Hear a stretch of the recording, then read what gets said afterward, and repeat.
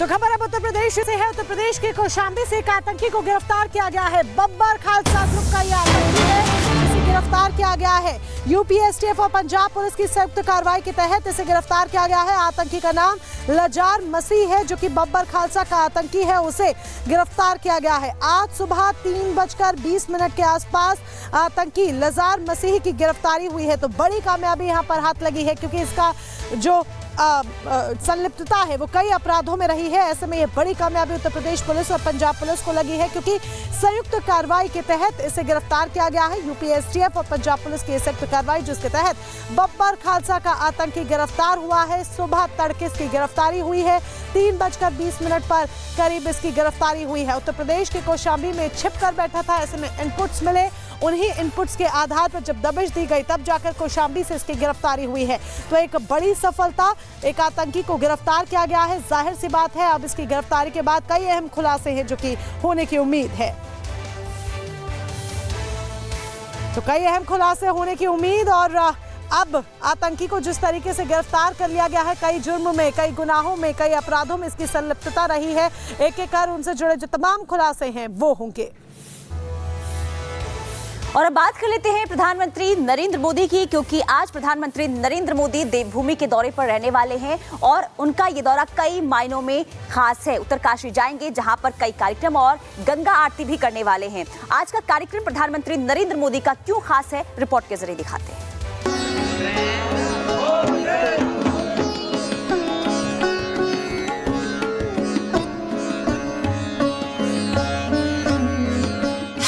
देवभूमि में पीएम, उत्तराखंड से प्रेम, शीतकालीन यात्रा को पहचान, मुखवा मंदिर का वरदान, पर्यटन को मिलेगा बढ़ावा, सशक्त राज्य की प्रतिबद्धता।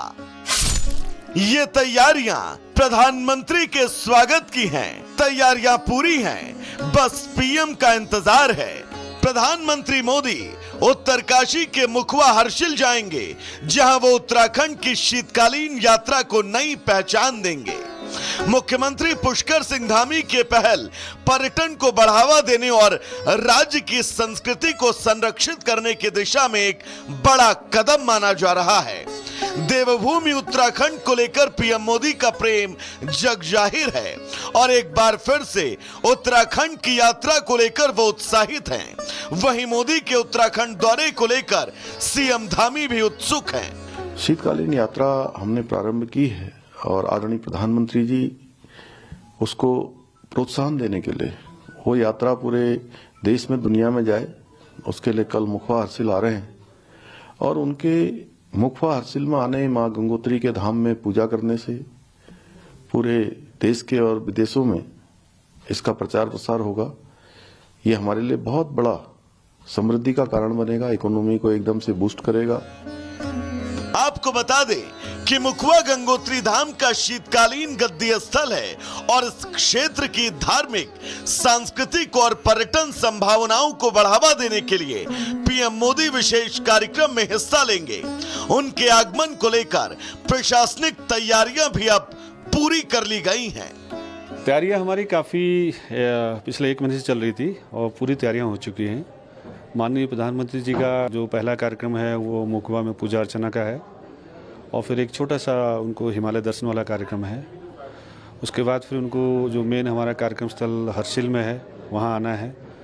वहाँ पहले उन्होंने जो हमारी प्रदर्शनी है 13 जिलों की, और उसका अवलोकन करना है। उसके बाद फिर हमारी 4 एक्टिविटीज़ जो साहसिक पर्यटन वाली हैं, वो 4 आपकी 2 मोटर बाइक रैली हैं, 2 ट्रैकिंग रूट वाली हैं, उनका फ्लैग ऑफ होना है।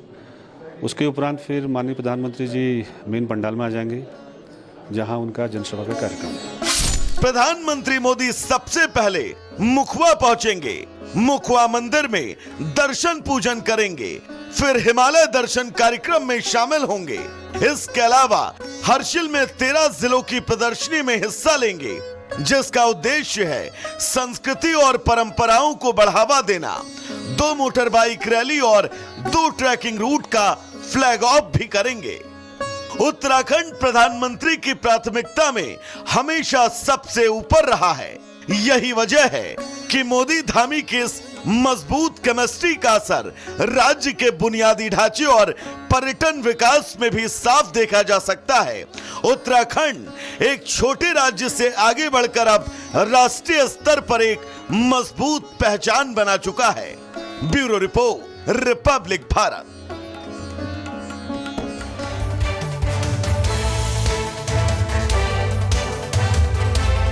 खबर उत्तर प्रदेश के बिजनौर से है, क्योंकि बिजनौर में इन दिनों एक आदमखोर तेंदुए का आतंक देखने को मिल रहा है। और इसका आतंक कुछ ऐसा है कि बच्चे स्कूल नहीं जा पा रहे हैं डर की वजह से। बच्चे तो बच्चे, किसान खेत में जा रहे हैं तो झुंड में जा रहे हैं, लोग अपने घरों से बाहर नहीं निकल रहे हैं। ऐसे में लोगों के लिए बिजनौर में खौफ का साया लगातार मंडरा रहा है।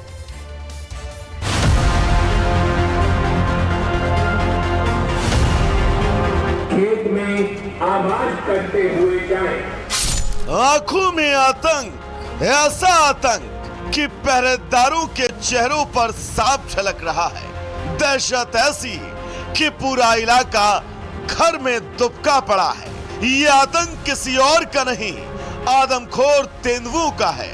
वही तेंदुए जो अब तक कई लोगों को अपना शिकार बना चुके हैं। हालात तो ये हैं कि गांव के लोग रात रात भर जागकर पहरा देने को मजबूर है। रिपब्लिक भारत की टीम भी बिजनौर पहुंची।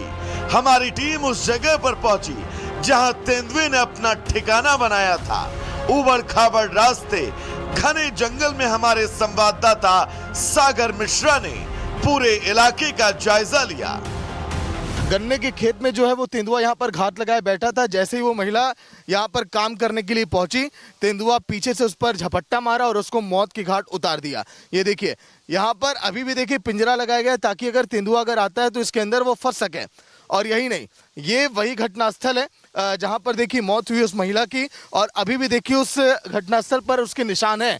यहाँ पर लगातार जांच टीमें पहुंची, यहीं पर महिला को उसने देखिए घसीटा, फिर यहाँ से दूर ले जाकर उसे अपना निवाला बनाया। वहीं घटना के बाद से लोगों में दहशत का माहौल देखने को मिल रहा है। रिपब्लिक की टीम मृतक के परिवार से मिलने पहुंची, जहां हादसे के बाद परिवार सदमे में है।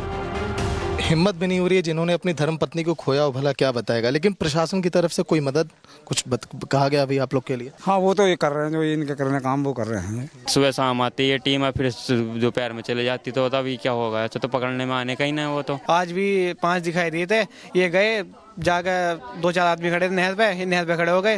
इन्होंने अपनी वीडियो बनाई, हमने इन्हें फ़ोन किया था, आने खेत में गई हो, हमने पूरी ईख खंगाल ली, उसमें कुछ ना दिखाई दिया। इनसे क्या नाम, इन्हें बुलाया था, ये गए नहीं हमारे पास तक भी। वहीं डर का आलम ये कि लोग अपने खेतों में भी जाने से कतरा रहे हैं, क्योंकि खेतों में ही लगातार तेंदुए हमला कर रहे हैं। वहीं हमले से बचने के लिए लोग पहरा दे रहे हैं। कितनी दहशत है आप लोगों में तेंदुए? बहुत दहशत है यहाँ पे। अब छोटे बच्चे हैं, वो तो किधर से भी आ सकता है, तो इसलिए पहरे देते हैं हम लोग। घरों के चारों तरफ निगाहें रखते हैं, अपना एक उधर है एक उधर है, ऐसे खड़े होते हैं